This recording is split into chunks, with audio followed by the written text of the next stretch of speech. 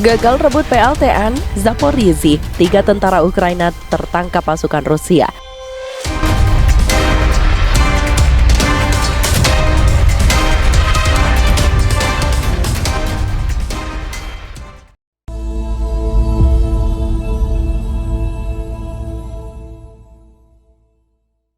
Kondisi PLTN Zaporizhzhia di Ukraina sebelum dibombardir tentara Rusia. Ini merupakan PLTN terbesar di Eropa dengan 6 reaktor nuklir yang mampu menghasilkan energi listrik 40-42 miliar kWh.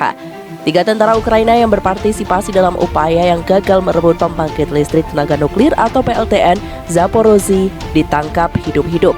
Klaim disampaikan Vladimir Rogov, anggota Dewan Pemerintahan Sipil Militer Pro-Moskow di Zaporizhzhia, Ukraina Selatan, Kamis 1 September 2022.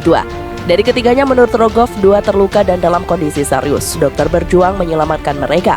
Diperkirakan 12 tentara Ukraina masih melanjutkan pertempuran melawan pasukan Rusia di dekat PLTN Zaporizhzhia. Kementerian Pertahanan Rusia menyatakan Ukraina berusaha merebut kembali pembangkit listrik tenaga nuklir atau PLTN Zaporizhzhia di Energodar lewat serangan komando Kamis pagi. Dalam satu insiden, 2 kelompok regu tentara berkekuatan total hingga 60 orang menggunakan 7 speedboat menyeberangi Waduk Kakhovka. Mereka mendarat sekitar 3 km di timur laut fasilitas nuklir itu Kamis pagi. Gerakan pasukan komando Ukraina itu berhasil dicegah pasukan Rusia. Militer Rusia mengerahkan helikopter serangan untuk mendukung pasukannya mempertahankan PLTN Zaporizhzhia. Pertempuran terpisah terjadi sekitar 1 jam kemudian di sebelah barat Energodar. Pasukan Rusia menyerang dan menenggelamkan kedua perahu yang membawa tim taktis amfibi Ukraina. Kementerian juga mengklaim sekitar 2 jam setelah pendaratan unit komando artileri Ukraina mulai menembaki lokasi tertentu di dekat Energodar. Inspektur dari Badan Energi Atom Internasional IAEA yang sedang dalam perjalanan untuk mengunjungi fasilitas tersebut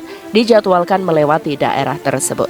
Provokasi rezim Kiev ditunjukkan untuk menggagalkan kedatangan misi IAEA ke pembangkit listrik tenaga nuklir Zaporizhzhia, kata Kementerian Pertahanan Rusia. Pabrik dan kota Zaporizhzhia berada di bawah kendali Rusia sejak awal Maret. Pada Agustus, situs nuklir menjadi sasaran serangan artileri dan pesawat tak berawak reguler. Moskow dan Kiev saling menyalahkan. Pejabat Ukraina mengklaim militer Rusia menggunakan pabrik itu sebagai pangkalan militer, menempatkan senjata berat di sana. Moskow membantah tuduhan itu dengan menyatakan mereka hanya memiliki penjaga bersenjata ringan yang mempertahankan fasilitas tersebut.